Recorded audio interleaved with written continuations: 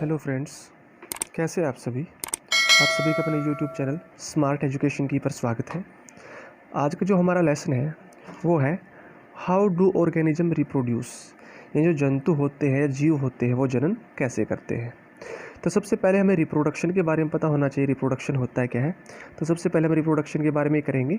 Reproduction होता क्या है, तो देखो, it is the process by which living organism produce new individual similar to themselves. यानी वो प्रक्रिया है जिसमें क्या है, कोई भी सजीव नए जीव का निर्माण करेगा जो बिल्कुल उसके समान दिखाई देता हो, जो उस जैसा हो। ठीक है। इसके अलावा देखो, reproduction insured continuity of life on earth. Reproduction की वजह से ही पृथ्वी पर जीवन लगातार बना हुआ है। अगर कोई भी ऑर्गेनिज्म रिप्रोडक्शन नहीं करेगा तो उसका अस्तित्व जो है वो ख़त्म हो जाएगा। आगे देखो, reproduction a bridge to hereditary transmission. Hereditary transmission, heredity होता है अनुवंशिकता, ट्रांसमिशन स्थानांतरण होना, यानी कि जो गुण माता पिता में होते हैं वो गुण अपने बच्चे में चले जाना। ठीक है, उसको बोलते हैं हेरिडिटी। तो देखो, it involves continuation of characters from the parents to daughter cell by copying of DNA. यानी कहने का मतलब हमारे यहाँ पर क्या है, जो डीएनए मॉलिक्यूल्स होते हैं जो कहाँ प्रेजेंट होंगे, क्रोमोसोम में। यानी सेल में जो क्रोमोसोम होते हैं वहाँ पर जो डीएनए मॉलिक्यूल प्रेजेंट होंगे। तो इसने यहाँ पर जो हेरिडिटी ट्रांसमिशन के बारे में बात की है, तो वो क्या है, continuation of character from the parents to daughter cell. यानी जो पेरेंट्स के करैक्टर हैं उनका आगे डॉटर सेल में चले जाना, किसके थ्रू, जो डीएनए होते हैं उनकी कॉपी के थ्रू। और डीएनए की फुल फॉर्म क्या होती है हमारी, डीऑक्सी राइबोस न्यूक्लिक एसिड, या डीऑक्सी राइबो न्यूक्लिक एसिड भी हम इसको बोल सकते हैं। डीएनए जो बहुत ही इम्पोर्टेंट वर्ड है। डीएनए से ही हमें पता लगता है, जो हमारे पेरेंट्स हैं उनका पता लगता है। अगर मान लो किसी बच्चे के पिता या मम्मी पापा अगर ये कहते हैं कि आप हमारे बच्चे नहीं हैं, तो उसका पता, कंफर्म पता लगाने के लिए क्या वो जो बच्चा है उन्हीं का है या नहीं, तो डीएनए टेस्ट किया जाता है। डीएनए की मैचिंग करके देखी जाती है। अगर डीएनए मैच करते हैं तो बच्चा उन्हीं का है, वरना बहुत ही कम चांसेज है। उसके बाद देखो, copying of DNA is also not a foolproof exercise. Even mint changes bring about variation in the blueprint of the offsprings. जो डीएनए की कॉपी होती है उसके बारे में क्या कहा है, वो क्या है, फुल प्रूफ एक्सरसाइज नहीं है। यानी कहने का मतलब क्या है, अगर एक मिनट में भी बहुत सारे चेंजिंग होते हैं, बदलाव होते हैं, जिससे क्या है, वेरिएशन, विभिन्नताएं होती हैं। जो ब्लूप्रिंट तैयार होगा बच्चे का, जो डॉटर सेल्स है उनका ब्लूप्रिंट जो तैयार होता है, उसमें वेरिएशन काफ़ी ज़्यादा आनी शुरू हो जाती है अगर एक मिनट में बदलाव होता है तो जो वेरिएशन है वो काफ़ी यूजफुल भी होती है। किसके लिए, आगे जो इवोल्यूशन है, जैव विकास होना, उसमें काफ़ी यूजफुल भी है और हार्मफुल भी हो सकते हैं, मे बी थोड़ा बहुत। तो देखो, the useful variation are retained while the harmful one does not go beyond. जो लाभदायक विभिन्नताएं हैं उनको बढ़ावा दिया जाता है और हार्मफुल को नहीं। एक्चुअल में क्या है, जो वेरिएशन है वो किस में हेल्पफुल है, help the species to withstand drastic environmental changes, thus save the species from becoming extinct and promotes its survival for a longer time। यानी जो वेरिएशन, विभिन्नता, वो बहुत ज़रूरी है। अगर विभिन्नताएं नहीं होंगी तो जो वातावरण में बदलाव हो रहा है, इन्वायरमेंटल चेंज हो रहा है, उसके अकॉर्डिंग जो हम अडप्ट करते हैं, तो जो वेरिएशन, इससे क्या फ़ायदा मिलेगा, जो स्पीसीज है वो अपने आप को सेव रख सकती है, ठीक है, और लंबे टाइम तक सर्वाइव भी कर सकती है। This inbuilt tendency of variation is the fuel for evolution. जो ये विभिन्नताएं हैं, वेरिएशन है, ये क्या है, फ्यूल की तरह से काम करेंगी एवोल्यूशन के लिए, जो जैव विकास का उसका ईंधन की तरह से काम करेंगी।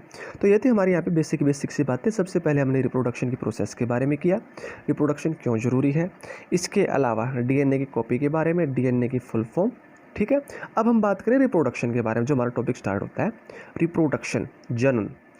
इसकी डेफिनेशन तो हम कर चुके हैं। अब इसके टाइप कितने होते हैं, इसके दो टाइप होते हैं। कौन कौन सा, ए सेक्सुअल रिप्रोडक्शन और दूसरा सेक्सुअल रिप्रोडक्शन।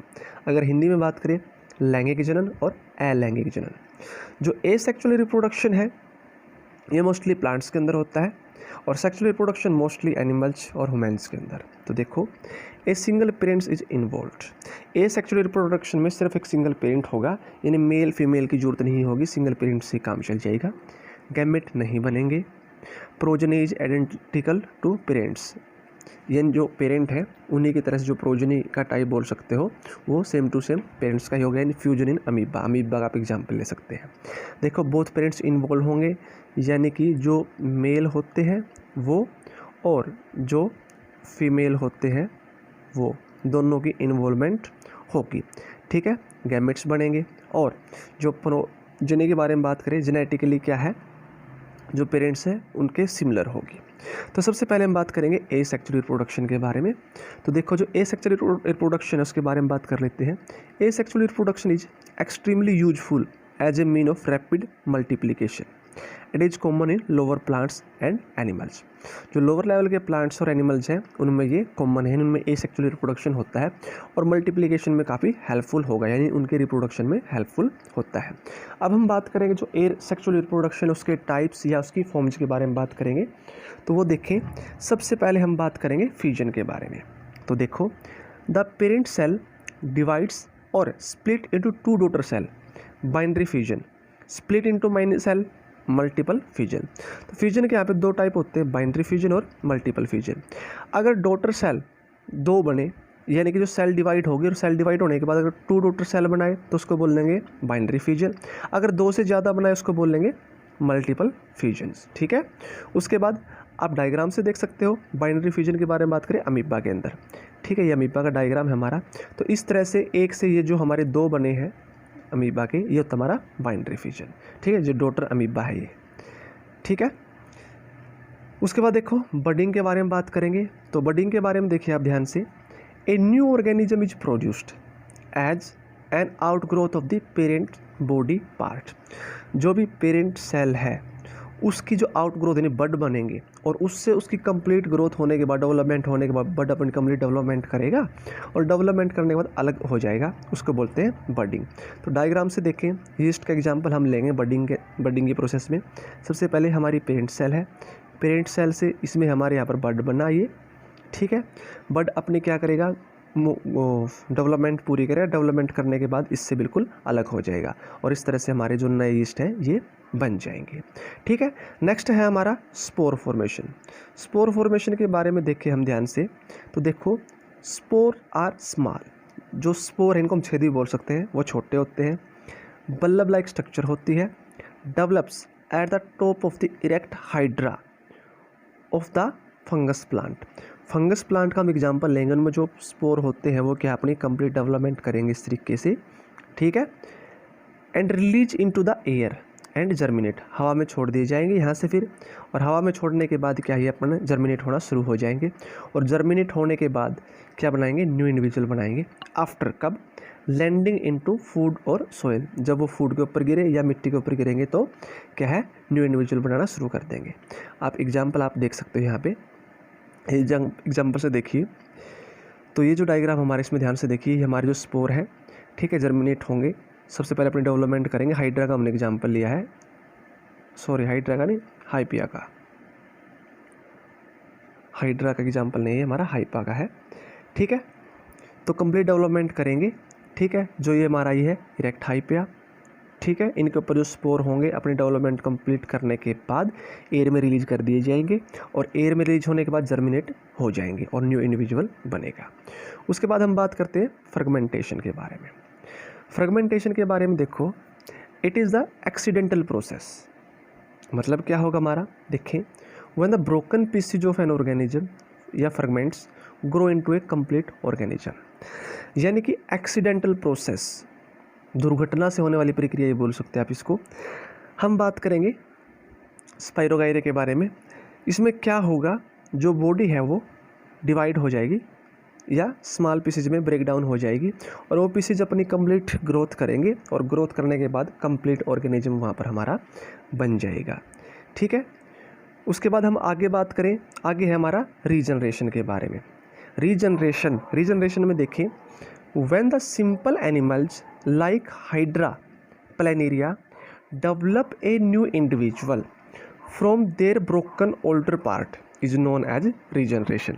इन जो हिस्सा उनका टूटा हुआ है, यहाँ पर आप देख सकते हैं प्लेनेरिया का एग्जाम्पल है पहले हमारा, ये ब्रेक डाउन हुए, ब्रेक डाउन होने के बाद इनसे जो न्यू इंडिविजुअल बनेगा, कंप्लीट ग्रोथ होगी, उसको बोलेंगे हम रीजनरेशन, दोबारा से जनरेट होना।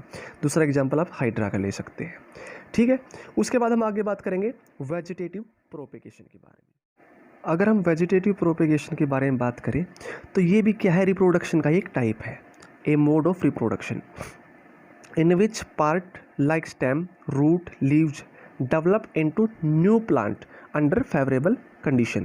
कहने का मतलब क्या है, रिप्रोडक्शन का वो प्रकार है या वो विधि है जिसमें क्या होगा, जो प्लांट्स होते हैं उनका स्टेम तने से, जड़ से या फिर पत्तियां क्या है नए प्लांट्स में डेवलप्ड होंगी। कब? अंडर फेवरेबल कंडीशन, जब उनके अनुसार स्थिति होगी तो इनसे क्या है, जो चाहे तना हो, जड़ हो या फिर पत्तियां हो, इनसे क्या नया प्लांट बनेगा, ठीक है। अब बात करें इसके बेनिफिट की, इसके फ़ायदे क्या क्या है वो देखें। सबसे पहला बेनिफिट क्या है, plants can bear flower fruits earlier than those produced from seeds. कहने का मतलब क्या, जो पौधे होते हैं वो फूल बनाएंगे और फल बनाएंगे, किसके कंपैरिजन में, जल्दी किसके कंपैरिजन में बनाएंगे, सीड से। अगर ये पूरा प्रोसेस होता है उसके कंपैरिजन में, अगर हम प्लांट्स के बारे में बात करें तो पहले सीड से प्लांट बनेगा, प्लांट बनने के बाद फ्लावर और फिर फ्रूट, जबकि सीधा प्लांट से क्या है, फ्लावर जल्दी बनता है और फ्रूट भी जल्दी बनता है। उसके बाद देखो, growing banana, orange, rose, jasmine that have lost the capacity to produce seeds. यानी जो केला है या संतरा है या फ्लावर के एग्जांपल ये हमारे दो, रोज और जैस्मिन के बारे में, ये क्या है, ये अपनी कैपेसिटी खो देते हैं, किसकी, टू प्रोड्यूस सीड्स, बीज बनाने की कैपेसिटी खो देते हैं। तो उनमें जो वेजिटेटिव प्रोपेगेशन वो काफ़ी हेल्पफुल है। उसके बाद देखो, genetical similarity is maintain in plants, जो गुणसूत्रों के आधार पर जो समानताएं हैं उनको मेंटेन रखा जाएगा प्लांट्स में। जैसे एग्जांपल ले सकते हैं आप शुगर केन का, रोज का, ग्रेप्स का, बाय लेयरिंग और ग्राफ्टिंग। लेयरिंग और ग्राफ्टिंग की प्रोसेस के थ्रू रिप्रोडक्शन होगा शुगर केन के अंदर, रोज के अंदर और ग्रेप्स के अंदर। तो ये था हमारा वेजिटेटिव प्रोपेगेशन। उसके बाद आगे आएगा हमारा सेक्सुअल रिप्रोडक्शन। तो सेक्सुअल रिप्रोडक्शन को करने से पहले हम एक बार जो हमने किया है उसको एक बार अपने माइंड में रिवाइज कर लेते हैं। तो वो देखिए, सबसे पहले हमने क्या क्या बातें की थी। सबसे पहले हमने स्टार्टिंग में किया रिप्रोडक्शन के बारे में, रिप्रोडक्शन होता क्या है। उसके बाद रिप्रोडक्शन किस तरह से हेल्पफुल है लाइफ को मेंटेन रखने के लिए, कंटिन्यूटी के लिए। उसके बाद हमने किया था डीएनए की कॉपी के बारे में, जो डीएनए की कॉपी होती है उसके बारे में, ठीक है। जो डीएनए की कॉपी है उसकी वजह से क्या होगा, अगर 1 मिनट का भी चेंज हो जाए तो क्या वेरिएशन होगा, और वेरिएशन क्या है, यूजफुल भी होता है और में भी थोड़ा बहुत हार्मफुल भी, लेकिन हार्मफुल को छोड़ दिया जाएगा और यूजफुल को रिटेन करने का काम किया जाता है, ठीक है। वेरिएशन से काफ़ी हेल्प मिलती है स्पीसीज़ के लिए, ठीक है, इन लंबे टाइम तक सर्वाइव कर सकते हैं। इसके अलावा अगर हम बात करें, जो वेरिएशन है उसकी टेंडेंसी किस तरह से काम करेगी, एवोल्यूशन के फ्यूल की तरह से काम करेगी। फिर हमने रिप्रोडक्शन के टाइप किए, सेक्सुअल और एसेक्सुअल रिप्रोडक्शन। सबसे पहले एसेक्सुअल रिप्रोडक्शन के बारे में किया, फिर सेक्सुअल रिप्रोडक्शन के बारे में। फिर उसके बाद हमने एसेक्सुअल रिप्रोडक्शन को उठाया, उसके बारे में डिटेल से स्टार्ट किया। सबसे पहले इसके टाइप फ्यूजन के बारे में किया, फ्यूजन के बाद हमने उसका एग्जाम्पल किया, फिर बडिंग का एग्जाम्पल, उसके बाद स्पोर फॉर्मेशन, उसमें एग्जाम्पल से समझा, फ्रेगमेंटेशन के बारे में किया, और फ्रेगमेंटेशन के बाद रीजनरेशन के बारे में, और लास्ट हमने किया वेजिटेटिव प्रोपेगेशन के बारे में। तो यहाँ तक तो थे हमारे एसेक्सुअल रिप्रोडक्शन के टाइप्स या मोड ऑफ एसेक्सुअल रिप्रोडक्शन। तो जो सेक्सुअल रिप्रोडक्शन है इसके बारे में करेंगे हम कल की वीडियो में। तो यहाँ तक जितना आपको समझाया गया है, आपने इसको अच्छे से लर्न आउट करना, अच्छे से समझना है। कहीं पर कोई डाउट हो वो आपने क्लियर करना है, और किसी तरह की कोई भी प्रॉब्लम हो आप उसको शेयर कर सकते हो, चाहे व्हाट्सएप के थ्रू या फिर कमेंट बॉक्स में। तो यहाँ तक मैं आशा करूँगा वीडियो आपको अच्छी लगी होगी। अगर वीडियो अच्छी लगी है तो चैनल को सब्सक्राइब करें, वीडियो को शेयर करें, लाइक करें, और जितना ज़्यादा हो सके उतना ज़्यादा सपोर्ट करने की कोशिश करें। Thank you.